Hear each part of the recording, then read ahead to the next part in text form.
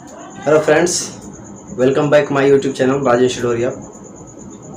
आज class 10th का त्रिकोणमिति का सवाल बता रहे हैं, जो काफ़ी चैप्टर का इम्पोर्टेंट सवाल है और इसमें हम सबसे पहले फार्मूले पे तर्क कर रहे हैं। चलिए देखते हैं। सबसे पहले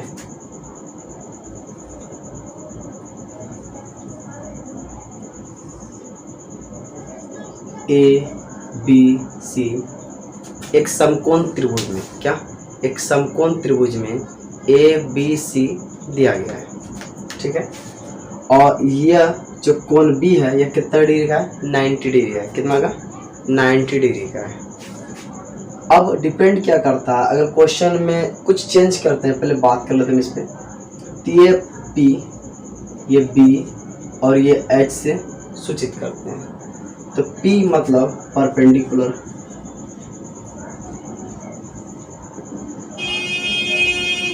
B माना बेस और H माना हाइपोटेन, यस है ना, हाइपोटेनस। तो ये जो परपेंडिकुलर, इसका हिंदी क्या हुआ? लंब। और इसका हिंदी क्या हुआ? आधार। और इसका हिंदी क्या हुआ? कर्ण, है ना। क्या गया? लंब, आधार और कर्ण। कोई दिक्कत है? तो इन्हीं में जो फॉर्मूला H का होता है, P का होता है, B का होता है। चलिए पहले उनको देखते हैं।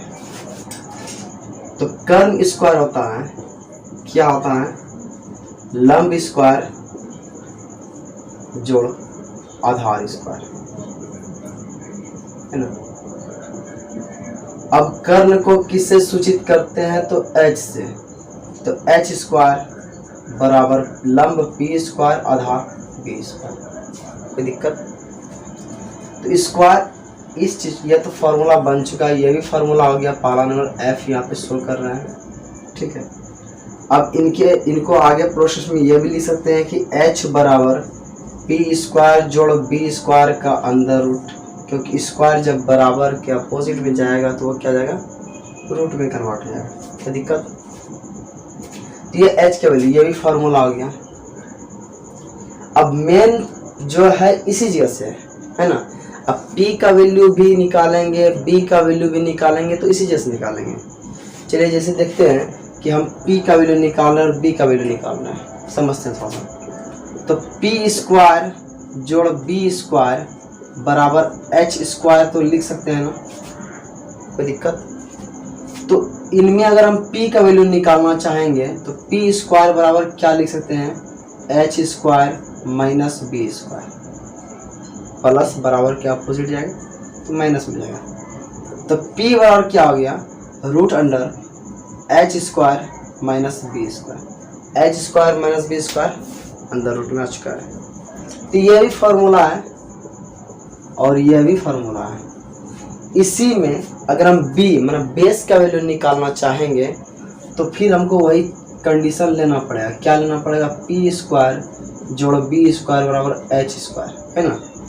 तो B का मान अगर लेना है तो क्या होगा? H स्क्वायर में P स्क्वायर को घटाना पड़ेगा, और अगर निकालना है तो स्क्वायर खत्म, मतलब कि स्क्वायर उधर पहुंच जाएगा, तो H square minus P square. ये भी फार्मूला हो गया और यह भी फार्मूला हो गया। तो जैसे जहाँ जो यूज करना है वो करना है, ठीक है। जहाँ पे सूट करेगा वहीं पे लगाना है। तो ये तो हम समझ गए। उसके बाद एक चीज और इसे समझना होता है। ये तो हम समझ गए परपेंडिकुलर कैसे निकलता है, बेस कैसे निकलता है, हाइपोटेनस कैसे निकलता है, ठीक है। स्क्रीनशॉट ले लीजिए।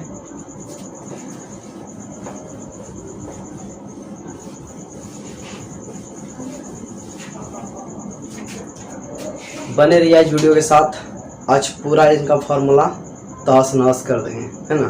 क्या? तहस नहस कर देंगे। जैसे कोण यहाँ पे बन रहा है, अगर कोण ए पे बनेगा तो उसको लिखिएगा साइन ए। जैसे हम इसको एग्जांपल के माध्यम से बताते हैं, साइन ए। अगर कोण सी पे बनेगा तो लिखिएगा साइन सी, और कोण बी पे बनेगा तो लिखिएगा साइन बी, है ना। क्लियर है? तो यह खुद प्रेजेंट करता है कि कौन किस पर बन रहा है। ए पर बन रहा है कि सी पर बन रहा है या बी पे बन रहा है, समझ में आ रहा? क्लियर। अगर कोण ए पर बनेगा, ठीक इसके सामने वाला लंब हो जाता है, क्या होता है? लंब होता है। मतलब जो ये आधार है आपका, ये आधार किस में तब्दील हो जाएगा? ये लंब बन जाएगा। क्या बन जाएगा? लंब। तो आधार क्या जाता है? तो इसी जगह अगर कोण यहाँ पर अगर कोण कभी बनेगा, अगर कोण ए पर बनेगा तो क्या होता है? लंब जो आपका है वो आधार में बदल जाता है और आधार जो है वो लंब हो जाता है। थोड़ा सा इज्जत ध्यान देने वाली बातें हैं। लंब आधार हो जाता है और आधार लंब होता है। ठीक है, चलिए सवाल बताएंगे जब तो उसको क्लियर कर देंगे हम। अभी सिर्फ सूत्र पे बात कर रहे हैं। ठीक है,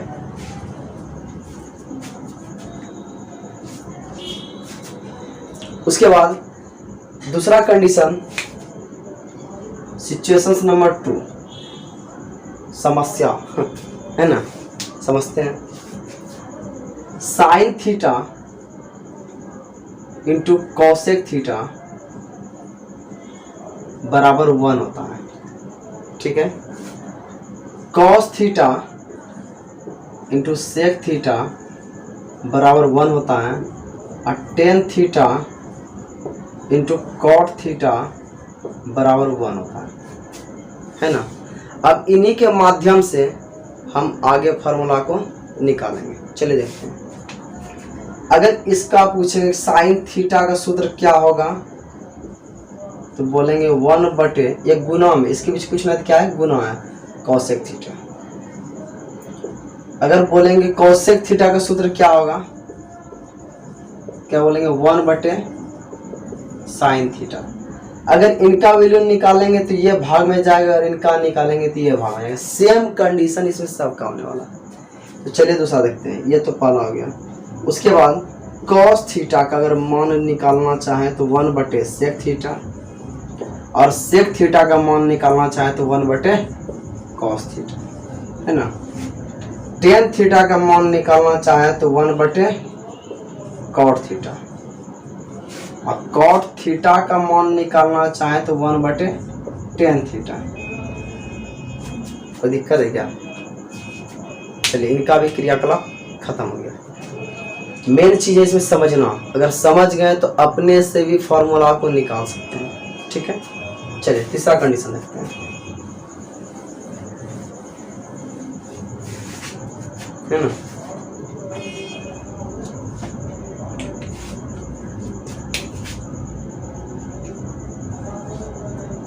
तीसरा कंडीशन, साइन थीटा का सूत्र क्या होता है, तो बोलते हैं P बटे H। कॉसेक थीटा का सूत्र क्या होगा, इसका उल्टा आ जाएगा H बटे P। कॉस थीटा का सूत्र क्या होता है, B बटे H।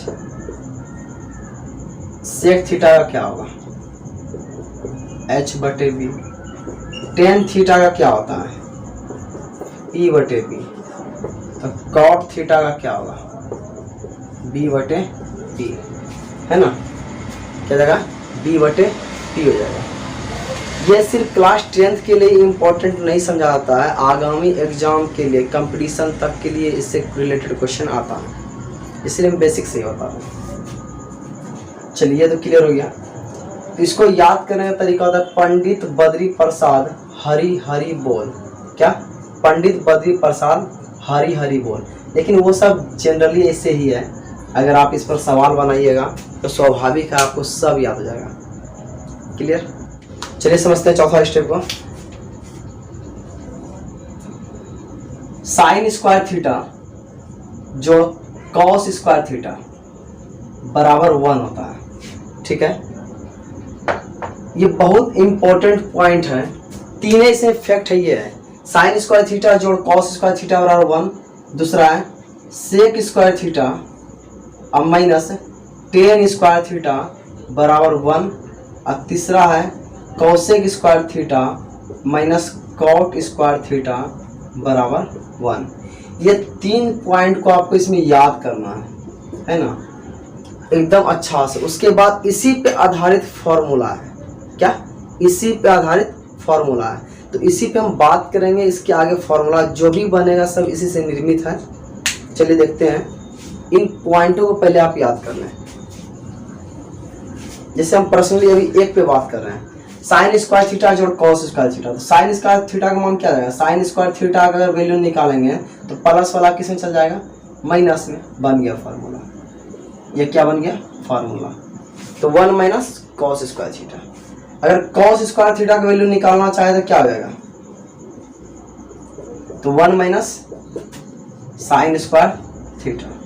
यही फार्मूला बन गया। चलिए दूसरा स्टेप की बात करते हैं। क्या था? Sec square theta minus tan square theta बराबर 1 होता है। ये क्लियर है? तो सेक स्क्वायर थीटा बराबर क्या रहेगा?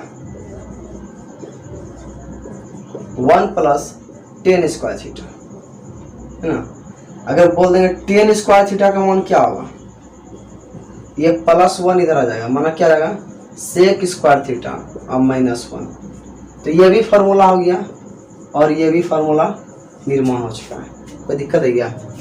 तीसरा स्टेप, कॉसेक स्क्वायर थीटा और माइनस कॉट स्क्वायर थीटा बराबर 1। तो कॉसेक स्क्वायर थीटा का मान क्या जाएगा? तो 1 प्लस कॉट स्क्वायर थीटा। अगर इसी में हम कहें कॉट स्क्वायर थीटा का मान क्या जाएगा, तो वे क्या बोलेंगे? कॉसेक स्क्वायर थीटा माइनस 1, है ना।